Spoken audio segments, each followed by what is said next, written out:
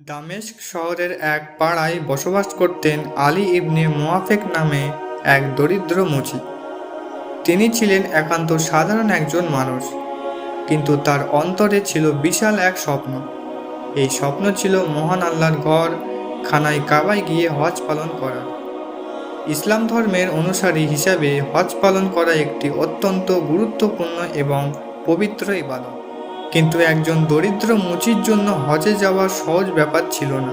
হজে যাওয়ার জন্য প্রয়োজন হয় অর্থ, সময় এবং শারীরিক সামর্থ্য। তাই আলী ইবনে মুয়াফেক তার জীবনের 30টি বছর কষ্ট করে কিছু অর্থ জমিয়ে রেখেছিলেন।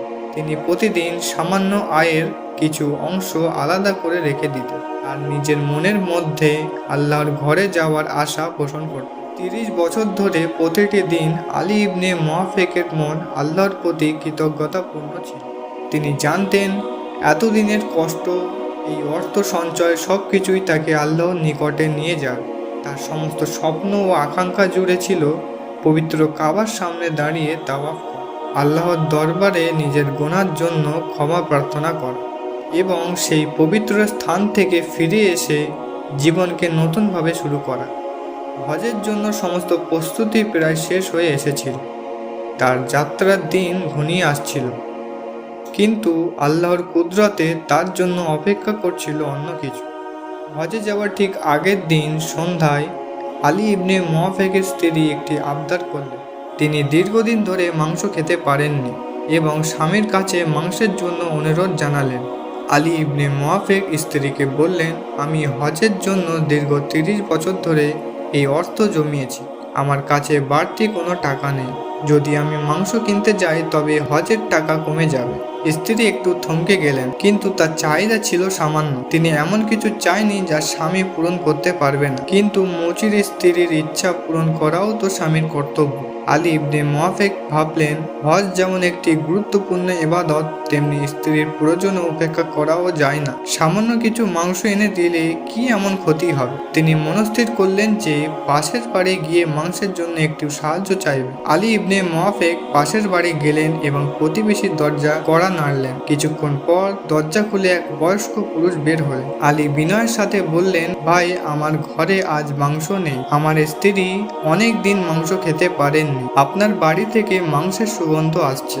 সামান্য মাংস দিলে আমার স্ত্রীর চাহিদা পূরণ হবে, আর আমি হজে যাওয়ার আগে তার ইচ্ছা পূরণ করতে পারবো। প্রতিবেশী আলী ইবনে মুয়াফেকের কথা শুনে কিছুক্ষণ নীরব রইলেন। তার চোখে এক ধরনের বেদনার ছাপ দেখা গেল। তিনি বললেন, ভাই, আমি দুঃখিত, আমি আপনাকে মাংস দিতে পারবো না, কারণ এই মাংস আপনার জন্য হালাল নয়। আলী বিস্মিত হয়ে বললেন, কিভাবে? আপনি তো হালাল মাংসই রান্না করছেন, কেন এটি আমার জন্য হারাম হবে? প্রতিবেশী দীর্ঘশ্বাস ছেড়ে বললেন, আমরা গত 7 দিন ধরে অনাহারে আছি। আমার বাচ্চারা ক্ষুধার্ত ছিল, আর কোনো উপায় না দেখে আমি নদীর তীরে ভেসে আসা একটি মরা গাধা তুলে এনে তার মাংস রান্না করছি। এই মাংস আমাদের জন্য হালাল হয়েছে, কারণ আমরা বেঁচে থাকার জন্য বাধ্য হয়েছি, কিন্তু আপনারা সচ্ছল, তাই আপনাদের জন্য এটি হারাম। আলী ইবনে মুয়াফেক প্রতিবেশীর কথা শুনে স্তব্ধ হয়ে গেলেন। তার ভেতরে এক ধরনের গভীর অস্থিরতার জন্ম নিল। তিনি ভাবতে লাগলেন, আমি কেমন মুসলমান, আল্লাহর ঘরে হজ করতে যাওয়ার জন্য এত টাকা জমিয়েছি,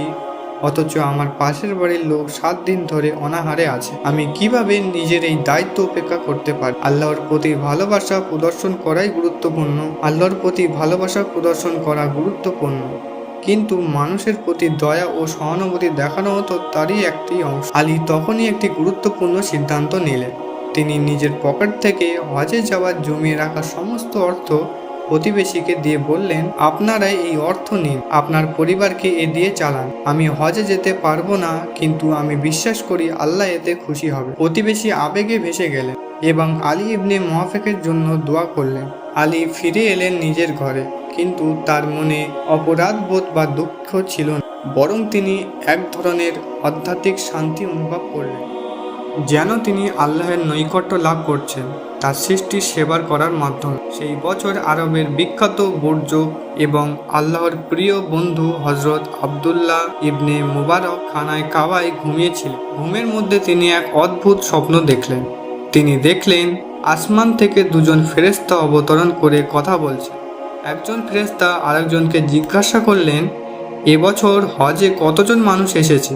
অপর ফেরেশতা বললেন, 6 লক্ষ মানুষ হজ পালন করতে এসেছে। প্রথম ফেরেশতা আবার জিজ্ঞাসা করলেন, তাহলে কতজনের হজ কবুল হয়েছে? অপর ফেরেশতা বললেন, এবার হজে আসা কারোরই কবুল করা হয়নি, তবে একজনের হজ কবুল হয়েছে, যিনি হজ করতে আসেননি। তিনি দামেস্কের আলী ইবনে মুআফেক। তার সৎকর্মের কারণে আল্লাহ তার হজ কবুল করেছেন এবং তার ওসিলায় অন্যদের হজও কবুল করেছেন। এই স্বপ্ন দেখে হজরত আবদুল্লাহ ইবনে মুবারক তৎক্ষণাৎ দামেস্কের পথে রওনা হলেন।